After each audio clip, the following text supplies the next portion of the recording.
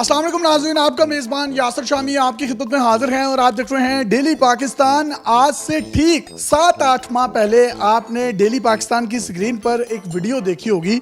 ये वो शख्स हैं, वो कितने मोटे हैं आप उस वीडियो में देखें, इतने बड़े बड़े इनके घुटने हैं और ये इतने गोलू मोलू क्यूट से लग रहे थे। इनको मैंने गुदगुदियां भी की, इनको मैंने उंगलियां भी लगाई, इनको गुदगुदी नहीं होती थी। उस वक्त इनका वेट तकरीबन 175 से 80 kg था। इस वक्त इनका वजन जो है 90 किलो रह चुका है। आप तस्वीरें कंपैरिजन में अपनी स्क्रीन पर देखें। एक तस्वीर में इन्होंने व्हाइट कपड़े पहने हुए हैं और सोफे के ऊपर बैठे हुए हैं और आप देखें कितने गोलू मोलू लग रहे हैं और उठने बैठने से आपको आवाज़ लगेंगे। एक दूसरी तस्वीर देखें जिसमें इन्होंने ब्लू कॉटन का सूट पहना है और तकरीबन 6 थान सिर्फ इनकी शलवार पे लगते थे और 17 थान इनकी कमीज पर लगते थे। एक और तस्वीर देखें, इसमें इन्होंने हाथ में मोबाइल पकड़ा हुआ है और दूर से ऐसे लग रहा है जैसे माचिस हाथ में पकड़ कर आग लगाने लगे हैं। लेकिन उसके बाद इनकी जिंदगी में डॉक्टर सईद कुरैशी साहब आए जिन्होंने इनके मैदे को स्टेपलिंग कर दी। जब ये इतने ज्यादा मोटे थे, ये एक वक्त में 25-25 नान, 5-5 किलो मछली और पाए के जो प्याले होते हैं वो शोरबे समेत 8-8 9-9 खा जाया करते थे। लेकिन उसके बाद जब इनकी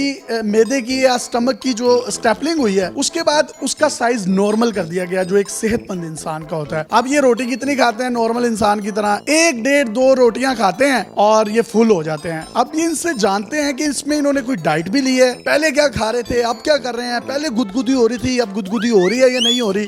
हंसी जा रहे हैं। नहीं हो रही गुदगुदी। क्यों नहीं होती?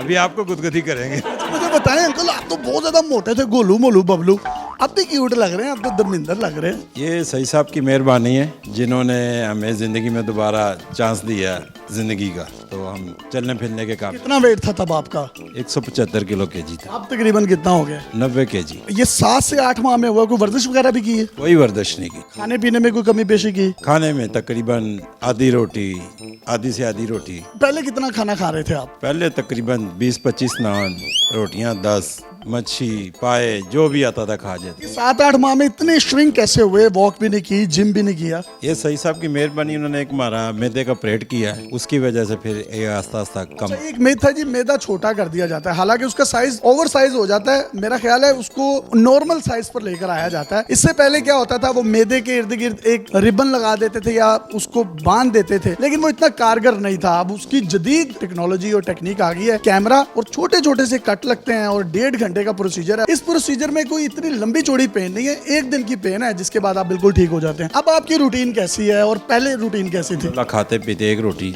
डेली खाते हैं। चलते फिरते में कोई प्रॉब्लम तो नहीं होती? अब अभी आपके सामने चलते हैं, ये देखिए। हाँ, वो इधर आए, इंटरव्यू करना है, इधर आए, इधर बैठे। यार अंकल तो बहुत चौकस हो गए।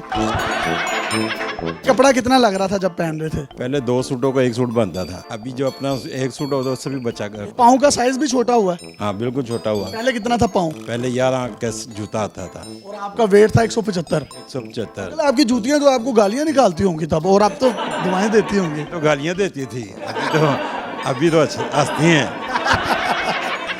अंकल से हमने तंज़ो मज़ाक से भरपूर गुफ्तगू की है और जो डॉक्टर सईद कुरैशी साहब हैं, इनका मैं आपको तारुफ करवा दूं, जिन्होंने इनका ये स्टमक का स्टेपलिंग किया। ये सिंगापुर, इंडिया और इंग्लैंड से क्वालिफाइड हैं।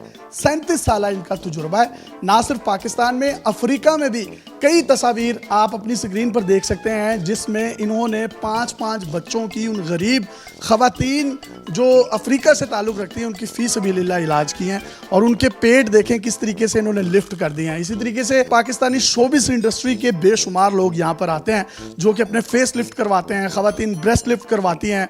अगर किसी की मतलब थाइज या बाजू जो हैं वो उम्र के साथ साथ ढलक जाते हैं, लटक जाते हैं, उन पे झुर्रियाँ पड़ जाती हैं, तो ये ट्रीटमेंट के ज़रिए से वो तमाम झुर्रियों को एक 18-19 साल की जवान स्किन की तरह बना देते हैं। इंटरनेशनल स्टैंडर्ड्स के मुताबिक जो पूरी दुनिया में इलाज चल रहे हैं, ये उन तमाम इंस्ट्रक्शंस को फॉलो करते हैं। आप इनको विजिट कर सकते हैं गुलबर्ग में, इनके नंबर्स आप अपनी स्क्रीन पर देख सकते हैं। इसके साथ साथ डॉक्टर साहब और क्या क्या करते हैं ये डॉक्टर साहब से जानते हैं। डॉक्टर साहब, इतना जबरदस्त आपने इनका इलाज किया, सारी दुनिया देख रही है, तकरीबन कितने पेशेंट्स को आप जो है ट्रीटमेंट दे चुके हैं? हज़ारों के हिसाब से। तो कैसा फीडबैक है?